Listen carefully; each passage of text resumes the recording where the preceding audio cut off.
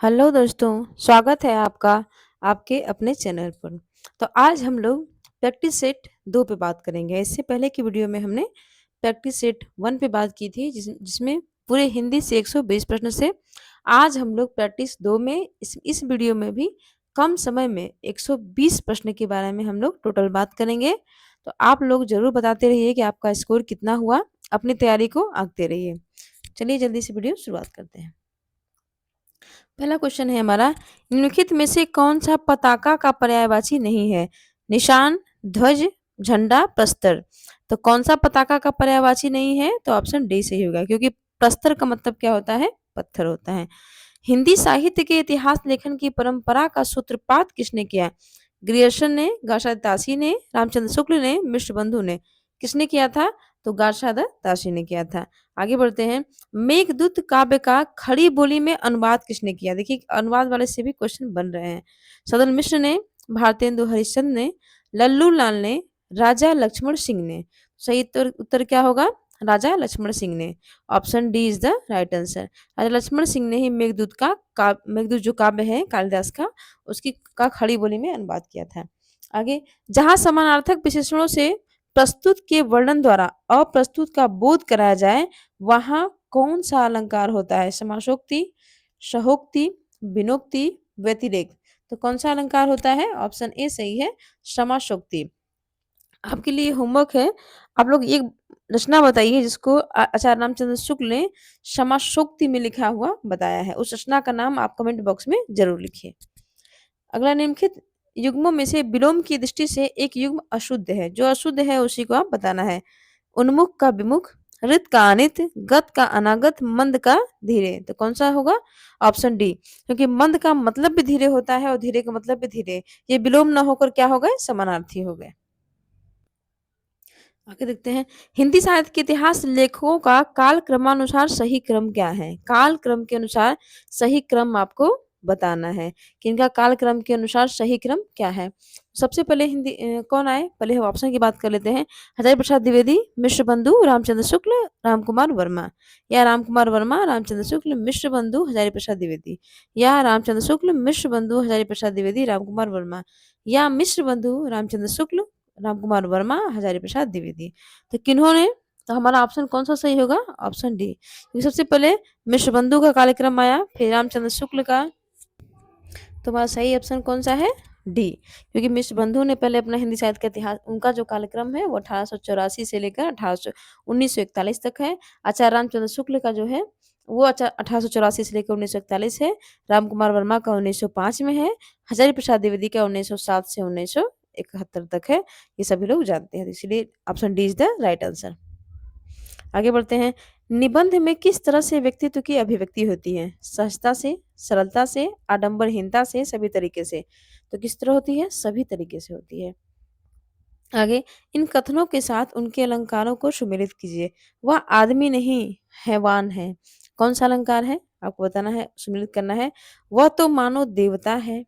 ठीक। अब मनो मानो जनो जानो आ गया तो इसको तो पूछना ही नहीं है, कौन सा होगा? उत्प्रेक्षा। पहले इसको मिला लीजिए। कहीं है उसकी चाल तो नहीं, मतलब उसको भ्रम है, पता नहीं चाल है कि नहीं है, तो भ्रांति हो गई, तो भ्रांतिमान। आप तो साक्षात इंद्र हैं, मतलब आपको मान लिया गया है, तो इसमें कौन सा अलंकार हो जाएगा? रूपक अलंकार। और वह आदमी नहीं हैवान है, मतलब उसके गुण को हटा दिएगा, इसमें कौन सा अलंकार हो जाएगा? अपनहुति हो जाएगा। और अगर तो इस तरह से हमारा ऑप्शन हम मिला लेते हैं, कौन सा सही होगा। तो इससे पहले हमने ऑप्शन मिला लिया था कि वह आदमी नहीं हैवान है, उसमें अपनहुति होना था। तो इस तरह कौन सा ऑप्शन हमारा सही था? Option D. महात्मा शब्द का सही विलोम क्या है? तो महात्मा क्या होता है? टाइम वेस्ट नहीं करते हैं, दुरात्मा। आगे देखते हैं। इन साहित्य इतिहास ग्रंथों को उनके लेखकों के साथ सुमेलित करना है। बताना है कौन सा इतिहास ग्रंथ किसने लिखा है। तो हिंदी साहित्य का नया इतिहास किसने लिखा है? बच्चन सिंह ने। हिंदी साहित्य का वैज्ञानिक इतिहास किसका है? गणपति चंद्र गुप्त का। हिंदी साहित्य का आलोचनात्मक इतिहास किसका है? रामकुमार वर्मा का। हिंदी साहित्य और संवेदना का विकास किसका है? रामस्वरूप चतुर्वेदी का। इस तरह से हमारा ऑप्शन कौन सही हुआ? पहले हमारा ए में 5वां है, देखते हैं किस ऑप्शन में है। तो हम देख रहे हैं केवल एक ही ऑप्शन में ऐसा है, ए में 5वां। देखिए एक ही में, तो इसलिए हमारा ऑप्शन कौन सा सही होगा? ऑप्शन ए सही होगा। चलिए, सरिते शब्द रूप में कौन सी विभक्ति है? सरिते शब्द में कौन सी विभक्ति है? तो देख लेते हैं हम लोग इसका रूप कैसे चलता है। तो सरित सरितौ सरितः, सरितम सरितौ सरितः, सरिता सरितभ्यम सरितभ्यः, सरिते किसमें आ रहा है सरिते? तो चतुर्थी में आ रहा है। तो हमारा ऑप्शन कौन सा सही होगा? ऑप्शन डी सही होगा। आगे बढ़ते हैं। निम्नलिखित में से कौन सा पर्यायवाची युग्म सही नहीं है? ये ध्यान रखना है, नहीं है। तो कलम, मृणाल, ओश, निहार, आम, अम्र, गाय, अजा। तो कौन सा सही नहीं है? ऑप्शन डी, क्योंकि अजा मतलब क्या होता है? बकरी। क्या होता है अजा का मतलब? अजा मतलब होता है बकरी। ठीक है, इसलिए ये ऑप्शन हमारा क्या है? सही नहीं है। आगे बढ़ते हैं। निम्नलिखित में से कौन आंचलिक उपन्यासकार हैं? प्रेमचंद, जयशंकर प्रसाद, राही मशूम रजा, जैनेन्द्र कुमार। तो कौन से हैं? ऑप्शन सी सही है। राही मशूम रजा क्या है? एक आंचलिक उपन्यासकार हैं। आगे, माँ के सूची उपकारों का जीवन में अंत नहीं है, निस्वार्थ साधना पर्थ पर माँ जैसा संत नहीं है। ये जो उपयुक्त पंक्तियां हैं वो किसकी हैं? आपको ये भी बता देना है। और इसमें कौन सा अलंकार है ये भी बताना है। तो इसमें कौन सा अलंकार है? विभावना है, विशेषोक्ति है, प्रतीप है, अन्वय है। तो कौन सा है? प्रतीप है। और ये पंक्ति किसकी है? तो ये पंक्ति है मैथिली शरण गुप्त की। चलिए आगे देखते हैं। समष्टि का विलोम शब्द क्या होता है? तो समष्टि का क्या होता है? व्यष्टि। समष्टि का क्या होता है? व्यष्टि। Option B. विद्यापति ने कुल कितने ग्रंथों की रचना की? 10, 16, 12, 14। तो कितने की थी? 14 की थी। डॉक्टर गोपाल राय के अनुसार नॉवेल के अर्थ में उपन्यास पद का प्रथम प्रयोग किसने किया? किसके अनुसार? गोपाल राय के अनुसार। तो ऑप्शन बताइए आप, किसने? भूदेव मुखोपाध्याय ने, राधाचरण गोस्वामी ने, महावीर प्रसाद ने, या भारतेंदु हरिश्चंद्र ने। तो किसने किया था? भारतेंदु हरिश्चंद्र ने। आगे, मोम सा तन घुल चुका अब दीप समन जल चुका है। इन पंक्तियों में कौन सा अलंकार है? क्या इसमें रूपक है? क्या दृष्टांत है? क्या उपमा है? क्या पूर्ण उपमा है? देखिए उपमा है इसमें, लेकिन पहले ही ऑप्शन में आ गया पूर्ण उपमा, इसलिए हमारा आंसर कौन सा सही होगा? ऑप्शन बी, पूर्ण उपमा अलंकार है। आगे देखते हैं। जो शीघ्र ही किसी बात या व्यक्ति को सोच ले उसे हम क्या कहते हैं? उसे कहते हैं प्रत्युत्पन्न मति। ऑप्शन सी सही होगा। कुंडली के उद्बुद्ध होने पर जो स्फोट होता है उसे क्या कहते हैं? क्या उसे नाद कहते हैं? बिंदु, प्रकाश, सिद्धि। तो क्या कहते हैं? उसे नाद कहते हैं। आगे बढ़ते हम।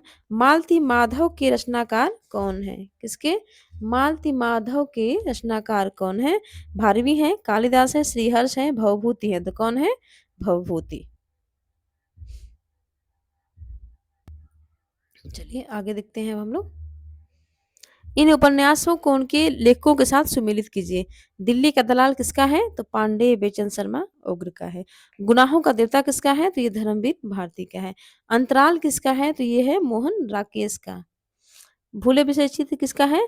तो ये है भगवती चरण वर्मा का है। ध्यान रखिएगा, भगवती प्रसाद वाजपेयी का नहीं है बल्कि भगवती चरण वर्मा का है। तो मिला लेते हैं। ए में पांचवा, तो केवल सॉरी ए में चौथा।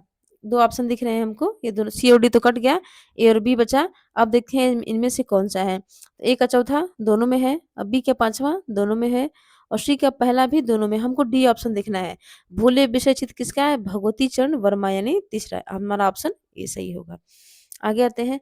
आती है शून्य चित्र से क्यों लौट प्रतिध्वनि मेरी, टकराती बल खाती सी पगली सी देती फेरी। इन पंक्तियों में कौन सा अलंकार है ये आपको बताना है। इन पंक्तियों में कौन सा अलंकार है? रूपक, उत्प्रेक्षा, उपमा, विभावना। तो कौन सा है? उपमा अलंकार है। खेचर का पर्याय क्या होगा? आकाश में चलने वाला, पक्षी, ग्रह, इनमें से सभी। तो खेचर मतलब क्या हुआ होता है? इनमें से सभी। आकाश में चलने वाला भी होता है, पक्षी भी होता है और ग्रह भी होता है। देखिए आगे देखते हैं। प्रकाशन वर्ष के अनुसार निम्नलिखित रचनाओं का सही अनुक्रम क्या है? भारतेश्वर बाहुबली रास, श्रावकाचार, चंदन बाला रास और रेवंत गिरी रास। सबसे पहले किसका प्रकाशन हुआ? तो सबसे पहले हम लोग जानते हैं श्रावकाचार। ये देवसेन की रचना है, इसको नागेंद्र ने हिंदी की पहली रचना माना है, और ये 933 ईस्वी में हुआ था। भारतेश्वर बाहुबली रास किसका है? शालिभद्र सूरी का है। ठीक है, वो 1184 ईस्वी में प्रकाशित हुआ था। और चंदन बाला रास किसका है? आशकू कवि का है, जो कि 1200 ईस्वी में हुआ था, इसलिए हमारा option D is the right answer. Anaro किसका उपन्यास है? ममता कालिया, चित्रा मुग्दल, मंजुल भगत, राजीव सेठ। तो किसका है अनारो? मंजुल भगत का। खड़ी बोली के परिनिष्ठित रूप का विशिष्ट भाषा भाषी क्षेत्र कौन सा है? मेरठ, बुलंदशहर, खोजी, रोहतक, गुड़गांव, फरीदाबाद, पानीपत, कुरुक्षेत्र, अंबाला। इनमें से कोई भी एक क्षेत्र नहीं। तो कौन सा सही होगा? ऑप्शन ए, मेरठ, बुलंदशहर और खोजी क्या है? खड़ी बोली हिंदी का परिनिष्ठित रूप है। आगे देखते हैं। कह रहा जंगल में लगने वाली जो आग है उसको एक वाक्यांश के लिए एक शब्द क्या है? क्या उसे जठनाल कहते हैं? क्या बड़वानल कहते हैं? या कामानल कहते हैं? या दावानल कहते हैं? तो क्या कहते हैं उसको? जंगल में लगने वाली आग को क्या बोलते हैं हम लोग? दावानल। आगे देखते हैं। देसिल बैना सब जग न मिठा ते तैसन जपऊ और हट्टा। ये पंक्ति किसकी है? तो ये पंक्ति किसकी है? विद्यापति जी की है। राही मसुमजा के उपन्यासों का प्रकाशन वर्ष के अनुसार सही क्रम बताइए। कौन कौन से पहले उनके उपन्यास हैं, ये जान लीजिए आप। आधा गांव, टोपी शुक्ला, दिल एक सादा कागज, असंतोष के दिन। तो कौन सा सही होगा? कौन सा ऑप्शन सही है?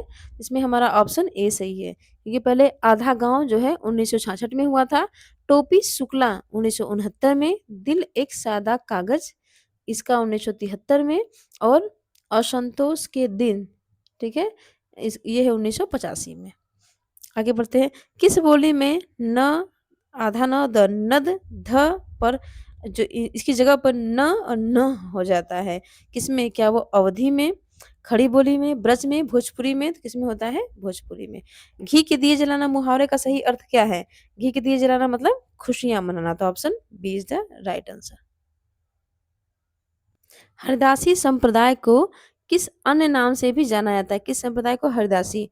तो क्या वो अष्टछाप संप्रदाय, राधा बल्लभ संप्रदाय, चिंताचित संप्रदाय, सखी संप्रदाय? तो कौन सा होता है? ऑप्शन सी, सखी संप्रदाय। आगे, कथाकारों का जन्म काल के आधार पर सही अनुक्रम क्या है? विष्णु प्रभाकर, धर्मवीर भारती, मन्नू भंडारी, नरेंद्र कोहली? तो कौन सा है? ऑप्शन ए सही है। सबसे पहले विष्णु प्रभाकर हैं, जिनका जन्म जो है 1912 में हुआ था। धर्मवीर भारती का 1926 में हुआ था। यहाँ जगह नहीं लिखने की, इसलिए हम लिख नहीं पा रहे हैं, मुँह से बोल रहे हैं, आप लोग याद रखिए। मन्नू भंडारी का जो है जन्म सन है वो 1931 है। नरेंद्र कोहली का क्या है? 1940 है। थोड़ा-थोड़ा लिखने की कोशिश करते हैं हम। इनका है 40, मतलब 1940, और ये कितने हैं मन्नू भंडारी में? ये है 1931 में, ठीक है? और धर्मवीर भारती कब है? 1926 में है ये। और आपके ये जो पहले हैं कौन? विष्णु प्रभाकर, इनका कब है? 1912 में। 1912। देवनागरी लिपि का सर्वप्रथम प्रयोग किस राज्य में हुआ था? सबको पता है, गुजरात में हुआ था। कला परिच्छेद के लेखक कौन है? कालिदास, भवभूति, दंडी, भारवी? कला परिच्छेद किसकी रचना है? तो कला परिच्छेद दंडी की रचना है। इनमें कोई संदेह नहीं कि कबीर को राम नाम रामानंद जी से ही प्राप्त हुआ, पर आगे चलकर कबीर के राम रामानंद के राम से भिन्न हो गए। यह कथन किसका है? रामचंद्र शुक्ल का, राहुल संस्कृत्यायन का, हजारी प्रसाद द्विवेदी का, माता प्रसाद गुप्त का? यह कथन किसका है? रामचंद्र शुक्ल का।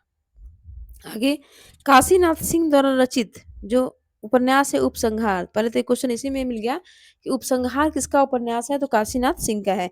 इसकी विषय वस्तु क्या है? क्या वो सीता निष्कासन के बाद राम का जीवन है, महाभारत युद्ध के बाद कृष्ण का जीवन है, ज्ञान प्राप्ति के बाद बुद्ध का जीवन है, दक्षिण अफ्रीका से लौटने के बाद गांधी जी का जीवन है? तो कौन सा सही है इसमें? ऑप्शन बी, महाभारत युद्ध के बाद जो कृष्ण का जीवन है, इसी इसी के जो आधार बनाया गया है किसमें? उपसंहार उपन्यास में। आगे देखते हैं। ग्वालियर जो है उसकी बोली का, ग्वालियर किस बोली का क्षेत्र है? वहाँ पे ग्वालियर में कौन सी बोली बोली जाती है? बुंदेली, ब्रजभाषा, खड़ी बोली, कन्नौजी? तो ग्वालियर में क्या बोली जाती है? ऑप्शन ए, बुंदेली बोली जाती है। लिखित में से प्रत्यय रहित शब्द है, किसमें प्रत्यय नहीं है? दुर्गुण, दर्शनी, भिक्षुक, कर्तव्य? तो किसमें नहीं है? ऑप्शन बी, क्योंकि इसमें क्या जुड़ा हुआ है? उपसर्ग जुड़ा हुआ है। मृगावती किसकी रचना है? तो मृगावती किसकी है? कुतुबन की। आवेग एक वस्तु, जीवन दूसरी। जीवन की सफलता के लिए किसी समय आवेग का दमन आवश्यक हो जाता है। निम्नलिखित में से यह कथन किस रचना विशेष का अंश है? क्या वो स्कंदगुप्त का है? क्या वो दिव्या का है? क्या वो चिंतामणि का है? क्या वो गोदान का है? बताइए, ये किस रचना का है? Question number 42। तो ये है आपका शी, दिव्या का ये है। ये दिव्या जो यशपाल की रचना है उसी का ये कथन है। भोजपुरी बोली की उत्पत्ति किससे हुई है? मागधी से, सौरसेनी से, ब्राचट से? तो किससे हुई है? हमारा ऑप्शन बी, मागधी ऑप्शन से, क्योंकि भोजपुरी किसकी बोली है? बिहारी की है। तो बिहारी किसी मागधी ऑप्शन से निकली हुई है। निम्नलिखित में से कौन सी रचना दंडी की है? दस कुमार चरित, शिवराज विजय, मेघदूत, हर्षचरित? तो कौन सी है? ऑप्शन ए, दस कुमार चरित जो है वो किसकी है? दंडी की है। आगे देखते हैं हम लोग। रामचरितमानस के कांडों का सही अनुक्रम क्या है? अरण्यकांड, किष्किंधा, अयोध्या, बालकांड? तो कौन सा है? सबसे पहले बालकांड। तो बालक कहाँ थे? अयोध्या में थे। फिर कहाँ चले गए? अरण्य में। अरण्य में कौन सा कांड हुआ? किष्किंधा कांड हुआ। इसलिए हमारा ऑप्शन कौन सा सही होगा? इसलिए हमारा ऑप्शन बी सही होगा। आगे देखते हैं, निम्नलिखित प्रवृत्तियों में से एक प्रगतिवाद की प्रवृत्ति नहीं है। कौन-कौन सी नहीं है? धर्म, ईश्वर तथा व्यक्तिवाद में आस्था, सामाजिकता का आग्रह, शोषित वर्ग के प्रति सहानुभूति एवं शोषक वर्ग के प्रति घृणा, जन सामान्य के प्रति लोक मंगल की भावना। तो कौन सी इसमें नहीं है? तो ऑप्शन ए नहीं है, क्योंकि जो प्रगतिवाद था उसमें धर्म, ईश्वर एवं व्यक्तिवाद में आस्था, व्यक्तिवाद में तो आस्था थी, लेकिन जो धर्म और ईश्वर है उसमें आस्था नहीं थी। ये जो है व्यक्तिकाल की क्या है? प्रवृत्तियाँ नहीं है। व्यक्तिकाल की प्रवृत्तियों की बात करें तो उसमें सामाजिकता का आग्रह था, शोषित वर्ग के प्रति सहानुभूति एवं शोषक वर्ग के प्रति घृणा थी। ये सारी बातें थी, और जन सामान्य के प्रति लोक मंगल की कामना भी थी। पूंजीवादी व्यवस्था और प्रवृत्ति का विरोध था। सामाजिक चेतना और भावबोध का लक्ष्य था। ये सब बातें थी। आगे देखते हैं, खड़ी बोली का दूसरा नाम क्या है? तो खड़ी बोली का दूसरा नाम, एक सेकेंड, खड़ी बोली का दूसरा नाम क्या है? तो खड़ी बोली का दूसरा नाम क्या है? कौरवी। किस महाकाव्य में विद्वानों को के लिए औषधि माना गया? ऐसा कौन सा महाकाव्य है जो विद्वानों के लिए औषधि है? तो कौन सा है? किरातार्जुनीयम, शिशुपाल वधम, रघुवंशम, नैषधि चरितम। तो कौन सा है? नैषधि चरितम। निम्नलिखित में से कौन अष्टछाप के कवि नहीं है? सूरदास, कुंभनदास, नंददास, सुंदरदास। तो कौन नहीं है? सुंदरदास। प्रकाशन वर्ष के अनुसार निम्नलिखित कहानी संग्रहों का सही अनुक्रम है। तो आपको प्रकाशन वर्ष के अनुसार जो सही अनुक्रम है वो बताना है। सबसे पहले कौन सी रचना आई? सबसे पहले क्या आया? फांसी। फांसी किसकी है? जयनंद की। ठीक है, उसके बाद क्या है? बिखरे मोती। बिखरे मोती किसका है? सुभद्रा कुमारी चौहान का, 1932 में। सतमी के बच्चे किसका है? सतमी राहुल संस्कृत्यायन का, ये 1935 में है। दो बाकी किसका है? दो बाकी भगवती चरण वर्मा का है। तो हमारा ऑप्शन डी सही है। आधुनिक भारतीय आर्य भाषाओं के उदय के आधुनिक आर्य भाषाओं के उदय के जो पूर्व आर्य भाषा का कौन सा रूप विद्यमान था, ये बताना है। संस्कृत, पाली, प्राकृत, अपभ्रंश। तो अब तक आप लोगों ने उत्तर लगा लिया होगा। तो कौन सा था इसमें? तो हमारा ऑप्शन डी, अपभ्रंश।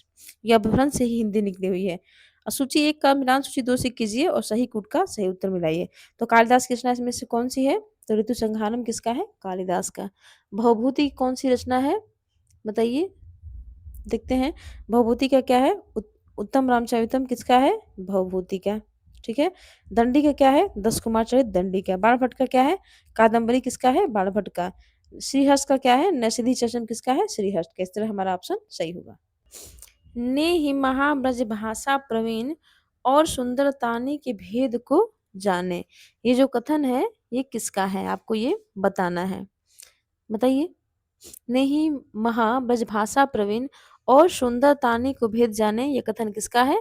ब्रजनाथ का, घनानंद का, ठीक है, ठाकुर का, बोधा का। ये जो कथन है वो भाषा प्रवीण स्वच्छंद सदा रहे सो घन जी की कवित्व बखाने। ये मतलब ये कवि की प्रशस्ति में, उनकी बड़ाई में लिखा गया है। और ये समैया है किसका? ये आपको बताना है। तो ये समैया किसका है? बताइए। ब्रजनाथ का, घनानंद का, ठाकुर का, बुधा का। तो किसका है? ब्रजनाथ जी का। सुमेलित की सूची 1 को सूची 2 से आपको सुमेलित करना है। तो अ कहानी के प्रवर्तक कौन है? आपको बताना है। तो अ कहानी आंदोलन के प्रवर्तक कौन है? गंगा प्रसाद विमल है। तो हमारा कौन सा ऑप्शन सही हो गया? ये ए का डी होगा। चौथा, सक्रिय कहानी किसका है? राकेश वस्त का। समांतर कहानी किसका है? कमलेश्वर का। संचेतन कहानी किसका है? महेश सिंह का। इस तरह से उत्तर आप मिलाइए। तो ए में चौथा, 2 ऑप्शन में हमको दिख रहा है। सक्रिय कहानी किसका? राकेश वस्त का। 3 भी दिख रहा है। समांतर कहानी किसका है? कमलेश्वर का। वो हमको ऑप्शन 1 में दिख रहा है। तो इसलिए हमारा ऑप्शन ए सही होगा। अगला है, निम्नलिखित में से जो कथन उचित नहीं है उसे छांटिए। तो नहीं को आप लोग हमेशा घेर लिया करिए। जो नहीं है उसको छांटना है। एक भाषा में प्रकट किए गए भावों व विचारों को दूसरी भाषा में प्रकट करना क्या कहलाता है? अनुवाद कहलाता है। क्या ये बात सही है? अब बताइए, अनुवादक के लिए केवल एक भाषा का ज्ञान पर्याप्त है। क्या ये बात सही है? ठीक है, तो कौन सा गलत है? आप लोग सभी जान गए होंगे कि अनुवादक के लिए केवल किसी एक भाषा का ज्ञान होगा तो वो अनुवाद कैसे कर पाएगा। अगला, भारवी की माता क्या नाम था? ये मोस्ट इंपॉर्टेंट है। तो भारवी की माता का क्या नाम था? जो संस्कृत के जो महान विद्वान थे भारवी, वो दक्षिण भारत के निवासी थे। इनकी माता का नाम क्या था? सुशीला था। तो ऑप्शन ए सही है। फिर से आपको मिलाना है। अगला क्वेश्चन, निम्नलिखित कविताओं को उनके प्रकाशन वर्ष के साथ सुमेलित कीजिए। ठीक है, चलिए सुमेलित करते हैं। आपको बताना है कि प्रेम माधुरी पहले ये बताइए प्रेम माधुरी किसकी रचना है? तो ये किसकी है? भारतेंदु हरिश्चंद्र की। ये 1875 में आई थी। कब? 1875 में। तो ए का तीसरा देखिए किस ऑप्शन में है? अगर हमको कोई और भी नहीं आ रहा था, तो केवल एक का प्रकाशन वर्ष हमको याद हो तभी भी हम इस क्वेश्चन को कर लेते। देखिए ए का तीसरा केवल एक ही ऑप्शन में है। एकांतवासी योगी किसकी रचना है? तो एकांतवासी योगी श्रीधर पाठक की है, 1886 में है। हिम तरंगिनी किसकी है? तो हिम तरंगिनी माखनलाल चतुर्वेदी की है। कब है? 1948 ईस्वी में। इस तरह से हमने इस ऑप्शन को कर लिया। निहार किसकी है? निहार महादेवी वर्मा की है। कब है? 1930 में है। इस तरह से हमने अपना ये क्वेश्चन सही कर लिया। हरिवंश राय बच्चन की जो कृति है क्या भूलूं क्या याद करूं, वो किस विधा में लिखी गई है? क्या वो संस्मरण है, रेखाचित्र है, उपन्यास है, आत्मकथा है? तो क्या है वो आत्मकथा है। ऑप्शन डी सही है। व्यवहार के आधार पर शब्द के कितने भेद होते हैं? तो व्यवहार के आधार पर शब्द के दो भेद होते हैं। कौन कौन से? सामान्य शब्द और पारिभाषिक या तकनीकी शब्द। राजशेखर के नाटक का नाम बताइए। राजशेखर के नाटक का नाम क्या है? बताइए कौन सा है? बाल रामायण है, चंडी कौशिक है, निषधानंद है कि आश्चर्य चूड़ामणि है? तो कौन सा है? बाल रामायण है। सॉरी दोस्तों। हिंदी भाषा के मानकीकरण की दृष्टि से कौन सा युग सर्वाधिक महत्वपूर्ण युग था? भारतेंदु युग, द्विवेदी युग, छायावादी युग या प्रगतिवादी युग? तो कौन सा था? सबको पता है महावीर प्रसाद द्विवेदी। और उनकी जो मानक जो हिंदी लिखने की जो विशेषता थी, उन्होंने कितनी अच्छी भाषा लिखा है। क्या हिंदी नाम कोई भाषा नहीं या कवि कर्तव्य? इसको जरूर आपको पढ़ना चाहिए। जब आप सिलेक्ट हो जाइएगा तो इसको जरूर पढ़ लीजिएगा, बहुत ही अच्छी रचना है। महादेवी वर्मा के रेखाचित्र इनमें से कौन सा नहीं है? अतीत के चलचित्र, पथ के साथी, स्मृति की रेखाएं, उपरोक्त सभी? तो कौन सा नहीं है? ऑप्शन बी, पथ के साथी। क्योंकि जो पथ के साथी है वो क्या है? महादेवी वर्मा का संस्मरण है। ये रेखाचित्र नहीं है। देखिए आगे बात करते हैं। जिन ध्वनि चिन्हों द्वारा मनुष्य परस्पर विचार विनिमय करता है उसको समष्टि रूप से क्या कहते हैं? भाषा कहते हैं। ये जो भाषा की परिभाषा है वो किसकी है? तो बताना है आपको। आचार्य देवेंद्र शर्मा की है, मंगल देव शास्त्री की है, बाबूराम सक्सेना की, श्याम सुंदर दास किसकी है? तो बाबूराम सक्सेना की है। आगे देखिए, उज्ज्वल शब्द का सही संधि विच्छेद क्या है? क्या वो उज धन ज्वल है, उज धन बल है, उत धन ज्वल है या उज धन बल है? तो कौन सा है? Option C is the right answer. उत धन ज्वल बराबर उज्ज्वल। आगे देखते हैं। भावानुभाव व्यभिचारी संचारी योगादि निष्पत्ति को प्रतिपादित किसने किया है? दंडी ने, भरतमुनि ने, वामन ने, अभिनव गुप्त ने? तो किसने किया है इसको? तो ये नाट्यशास्त्र भरतमुनि में दिया गया है। दशरथ के पुत्र राम ने रावण को मारा, इस वाक्य में कौन सा पद कारक बनने की सबसे कम योग्यता रखता है? तो कौन सा पद रखता है? तो ये पुत्र, क्योंकि दशरथ के जैसे जो राम है उनको सब लोग जानते हैं वो दशरथ के क्या है? पुत्र है। एको रस करुण एवं, ये किसने कहा है? क्या ये भवभूति ने कहा है, जयदेव ने कहा है, भारवी ने कहा है, विश्वनाथ ने कहा है? तो एको रस करुण किसने कहा है? ये भवभूति ने कहा है। आगे देखते हैं। निम्नलिखित काव्य कृतियों को उनके कवियों के साथ सुमेलित करना है। तो मुक्ति प्रसंग किसका है? खुशबू के शिलालेख किसके हैं? ये आपको याद होना चाहिए। मुक्ति प्रसंग किसकी रचना है? तो वो राजकमल चौधरी की है। खुशबू के शिलालेख किसकी है? तो वो भवानी प्रसाद मिश्र की। यानी बी में पांचवा कौन सा था? ऑप्शन बी हमारा क्या होगा? सही होगा। आगे देखते हैं। निम्नलिखित काव्य लक्षणों को उनके आचार्यों के साथ मिलाना है आपको। कौन सा काव्य लक्षण किस आचार्य ने? ठीक है। शब्दार्थो सहितो काव्यम, ये किसने कहा है? तो ये कहा है भामह ने। तो ऑप्शन हमारा कौन सा सही होगा इसमें? पहले देखिए ए का दूसरा किस ऑप्शन में है? और केवल हमको एक परिभाषा याद है तब भी हम इस क्वेश्चन को कर लेते हैं। तो ए का दूसरा हो गया। फिर भी हम देख लेते हैं पूरा। तद्देशु शब्दार्थो सगुना वर्णकृति पुनः क्यापी, ये किसका है? तो ये है मम्मट का। वाक्यम सातम काव्यम किसका है? विश्वनाथ का। रमणीयात प्रतिपादक शब्द काव्यम, ये किसका है? तो पंडित जगन्नाथ का। इस तरह हमारा ऑप्शन सी सही होता है। निम्नलिखित शब्दों में से एक स्त्रीलिंग शब्द है। डोर, रस्सा, धागा, सूत। तो कौन सा स्त्रीलिंग शब्द है? तो डोर। तो डोर क्या है? टूटी है, टूटा नहीं है। ये क्या है? स्त्रीलिंग शब्द है। किराता जुनियम के रचनाकार कौन है? राजशेखर, भारवी, श्रीहर्ष, माघ? किसकी किराता जुनियम? तो किराता जुनियम भारवी की रचना है। ठीक है। आगे देखिए। अतिरेकवादी पूर्णता की सृष्टि करना कब आसान? मुक्तिबोध द्वारा दिया गया यह कथन विशेष मनस्थिति का द्योतक है। किस मनस्थिति का? असहायता का, भूखों के दुराग्रह से उत्पन्न असहाय स्थिति का, कभी न पूरा करने की लाचारी का, या राक्षसी प्रवृत्ति का सामना न कर पाने की चिंता। तो कौन सा है? भूखों के प्रति जो दुराग्रह उत्पन्न असह्य स्थिति है कि वो कैसे नहीं इसको दूर कर पाना है, उसी की में ये जो स्थिति है वो ही उसकी द्योतक है। फिर देखते हैं इन ग्रंथों का काल के आधार पर सही अनुक्रम कौन-सा है? बताना है। काव्यादर्श किसका है? दंडी का, ठीक है? ये इनकी जो किस समय में थे? इनका 600 था। ईसा जो जिस समय रहे थे 600 ईस्वी में इनका समय है। धवन्यालोक किसका है? आनंदवर्धन का। इनका समय क्या है? 850 ईस्वी है। 850 ईस्वी। काव्य प्रकाश किसका है? मम्मट का है, जो किसमें थे? 12वीं शताब्दी में थे। और विश्वनाथ का क्या है? साहित्य दर्पण किसका है? विश्वनाथ का। ये थे 1384 में। तो कौन सा हमारा ऑप्शन सही होगा? Option A. हिंदी भाषा में वचन कितने प्रकार के होते हैं? तो हिंदी भाषा में 2 वचन होते हैं, एक वचन और बहुवचन। सु धन आगतम बराबर स्वागतम, इस संधि निम्नलिखित में से कौन सा सूत्र लागू होता है? अका सवर्णे दीर्घ आद गुणा इको यणचि वृद्धि रेचि। तो कौन सा होता है? तो कौन सा? ऑप्शन सी, इको यणचि, जो कि यण संधि का सूत्र है। इसमें ई का य, उ का वा और इ का र हो जाता है। प्रयोगवादी कवियों की रचनाएं किस तार सप्तक में है? तार सप्तक, दूसरा तार सप्तक, तीसरा तार सप्तक, चौथा तार सप्तक। तो किसमें है? तार सप्तक में है। बायोग्राफिक लिटरेचर का प्रकाशन वर्ष क्या है? 1795, 1772, 1817, 1840। किसमें है? तो ऑप्शन सी 1817 में है। बायोग्राफिक लिटरेचर किसकी रचना है? तो ये है कॉलरिज की रचना है। सैमुअल टेलर कॉलरिज की ये रचना है।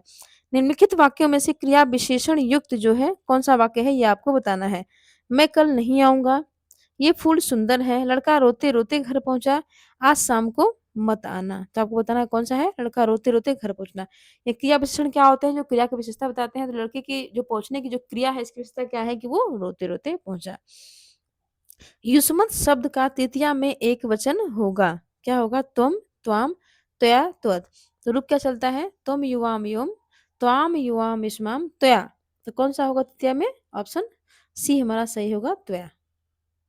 बताना है जिस समास का पहला पद अव्यय हो तथा पद प्रधान हो, उसमें कौन सा समास होता है? बहुब्रीहि, अव्ययी भाव, द्विगु, द्वंद्व। कौन सा होता है? अव्ययी भाव।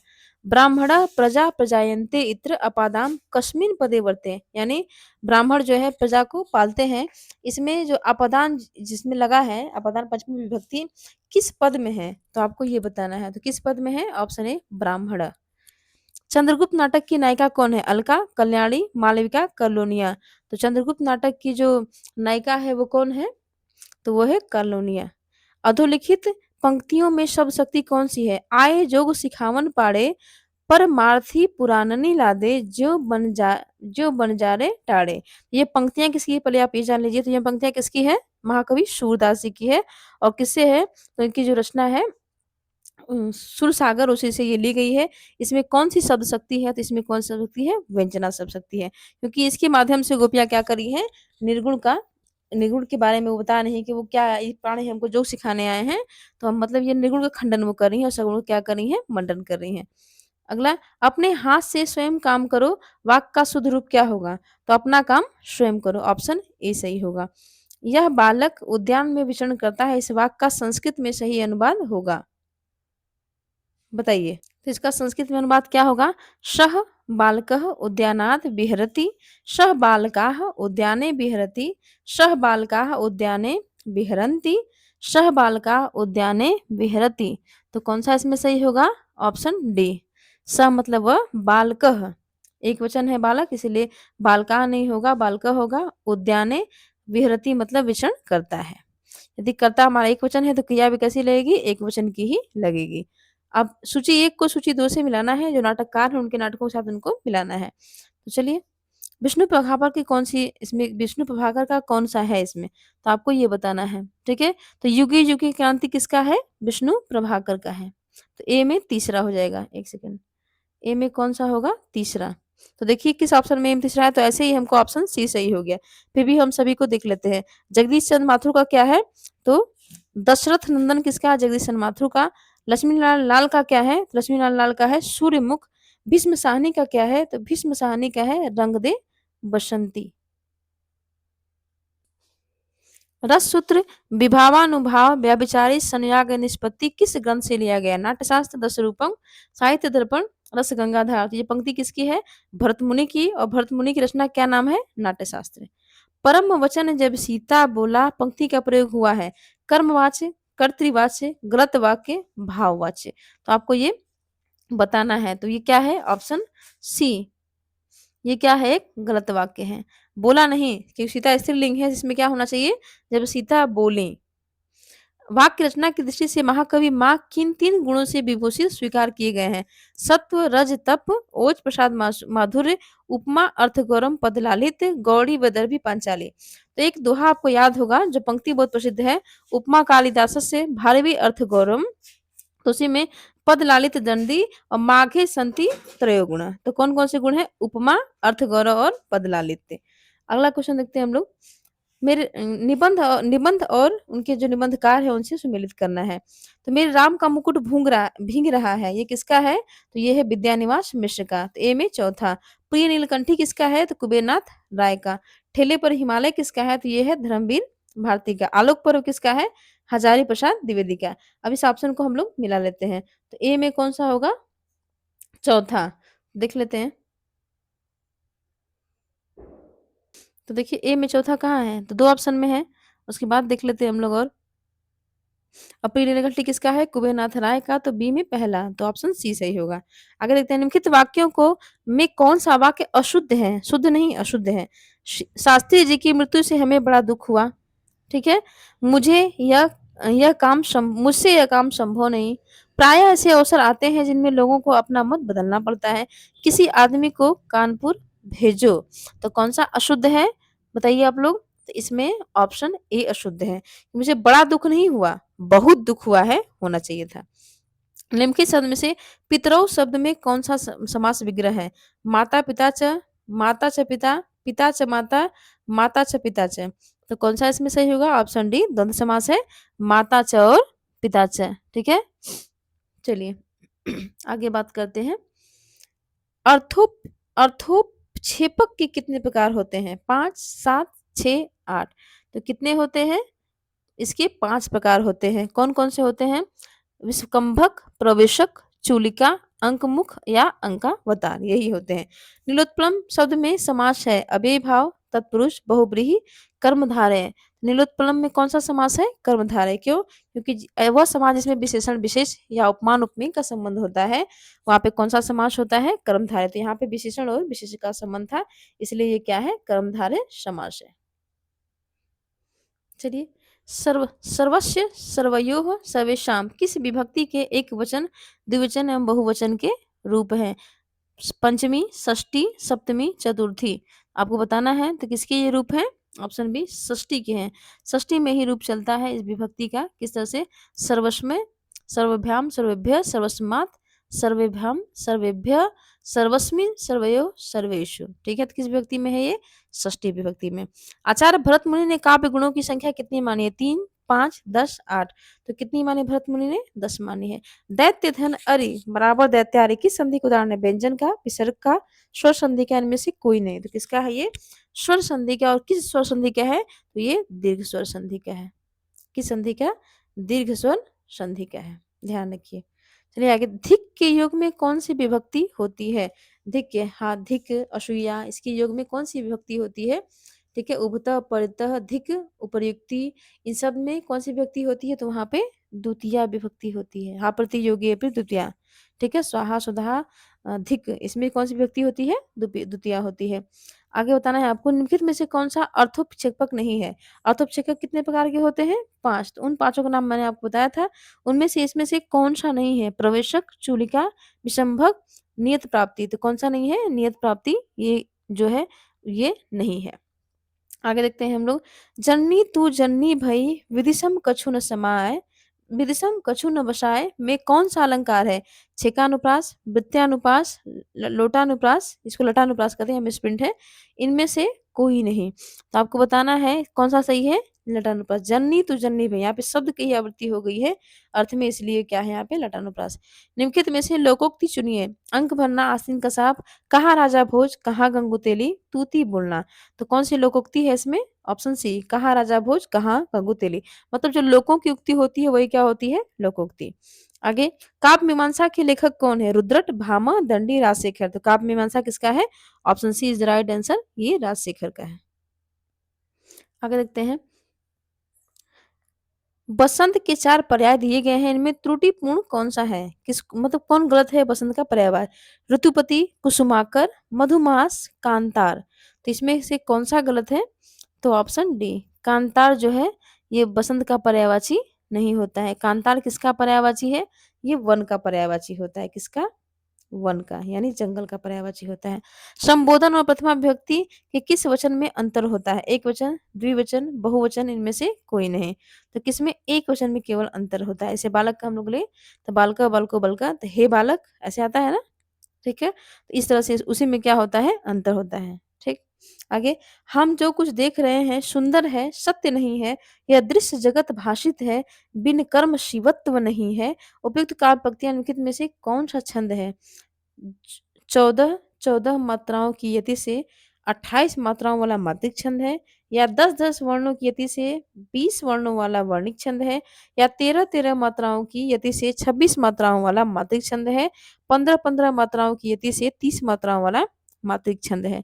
तो कौन सा है इसमें? तो ऑप्शन ए 14 मात्राओं की यति है। चलिए मिला लेते हैं यहाँ पे, लघु लघु, वीडियो लंबी ना हो जाए इसलिए मैं थोड़ा डिस्क्राइब नहीं करती हूँ। लघु लघु, गुरु, गुरु का चिन्ह इस तरह से होता है, और उसके बाद फिर लघु लघु, कुछ में लघु लघु ही है। देखिए में क्या हो जाएगा, लघु गुरु मिला लीजिए आप, ठीक है। इस तरह से लघु, दो जहाँ दो मात्रा दीर्घ होते हैं वहां पे गुरु, और जहाँ पे हर्ष होता है वहां पे लघु। इस तरह से क्या है, 14 मात्राओं वाला है और 28 मात्राओं वाला ये क्या है? छंद है। ठीक है, इसलिए option A is the right answer. मिला लीजिए फिर से, मैं आपको देख ही लेती हूँ, थोड़ा सा वीडियो लंबी हो जाएगी, कोई बात नहीं। तो हम में क्या है? लघु लघु, जो में क्या है? गुरु, ठीक है, 3 मात्रा यही हो गई। कुछ में क्या है? गुरु, लघु लघु, देख में क्या है? यहाँ पे गुरु है, फिर लघु है, यहाँ पे लघु है, वहाँ पे गुरु है में क्या है? गुरु है। तो मिला लीजिए कितनी हुए? 3, 2 5, 2 7, 2 9, 2 11, 12, 13। कितनी मात्राएं होगी यहाँ पे? 13 मात्राओं पे यति मतलब विराम है। नमो भगवंतम वासुदेवम, उपयुक्त जो वाक्य से शुद्ध रूप अस्ति, ये जो वाक्य है इसका शुद्ध रूप क्या होगा?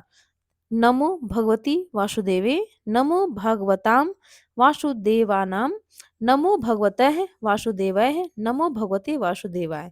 तो कौन सा सही होगा? Option D.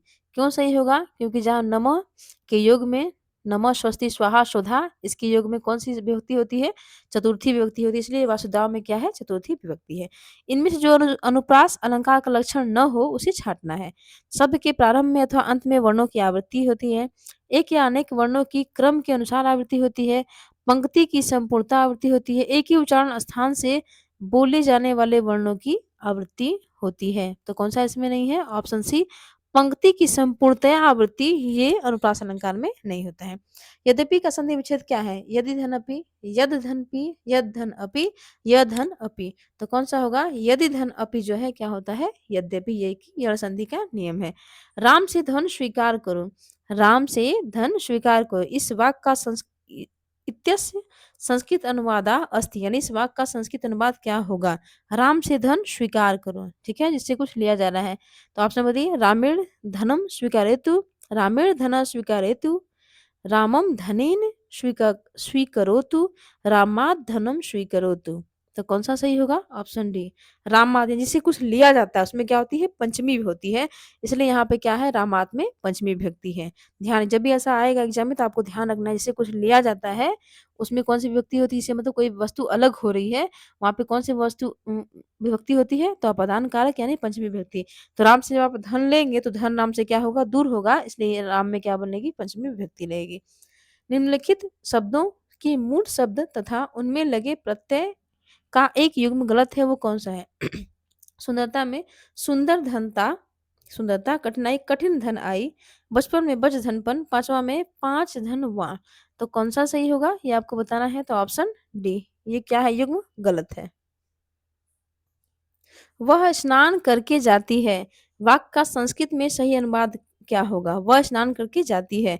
सा स्नानम कृत्वा गच्छति, सा स्नानम कृत्वा गच्छसि, सा स्नानम कृत्वा गमिष्यति, सा स्नानम कृत्वा गच्छाओ। तो कौन-सा सही होगा? वो स्नान करके, तो सा मतलब वह स्त्री के लिए, स्नानम कृत्वा मतलब करके, गच्छति मतलब जाति। स स्नानम, सा स्नानम कृत्वा गच्छति। जाति ये लट लकार का है तो क्रिया भी हमारी लट लकार का ही होगी। एकवचन है तो एकवचन होगी। इंद्र शब्द का किसको कहते हैं? भूपेंद्र, शक्र, सुरपति, पर्वतरी। तो किसको कहते हैं? भूपेंद्र का पर्यायवाची क्या है? इंद्र। निमित्त शब्द का अर्थ रखने वाले शब्दों का प्रयोग होने पर सर्वनाम शब्द में किस विभक्ति का प्रयोग होता है? द्वितीय का, तृतीय का, चतुर्थी का, या द्वितीया से सप्तमी सभी का? तो ध्यान रखिएगा, ये बहुत ही इंपॉर्टेंट क्वेश्चन है। इसका ऑप्शन डी सही होगा। जब भी निमित्त शब्द का अर्थ रखने वाले शब्दों का प्रयोग हम करते हैं और वहाँ पे सर्वनाम शब्द में कौन सी विभक्ति होती है, तो वो द्वितीया से लेकर सप्तमी तक की सभी विभक्तियां होती हैं। इसका जो सूत्र होता है, निमित्त पर्याय प्रयोगी सर्वश्याम। ये जो है इसी कारण हेतु जो प्रयोजन होती है, तो उसमें क्या होती है? द्वितीया से लेकर सप्तमी तक सभी विभक्ति का प्रयोग होता है। इसलिए ये क्या है? ये जो क्वेश्चन है वेरी वेरी इंपॉर्टेंट है। ठीक है, वीवीआई है। तो इस तरह से मैंने कम समय में ही आपके लगभग 40 मिनट में ही मैंने आपके 120 क्वेश्चन को कर दिया। इसलिए ऐसे ही वीडियो पाने के लिए प्लीज़ चैनल को लाइक करें, शेयर करें, सब्सक्राइब करें। जब तक आप लोग लाइक, कमेंट और शेयर नहीं करते हैं तो मनोबल नहीं होता है। ठीक? तो आप लोग मेरा मनोबल बढ़ाएँ, मुझे और कुछ नहीं चाहिए। मैं लगातार एग्ज़ाम तक आपसे विभिन्न प्रैक्टिस सेट के माध्यम से इसी तरह जुड़ी रहूँगी। वीडियो देखने के लिए धन्यवाद।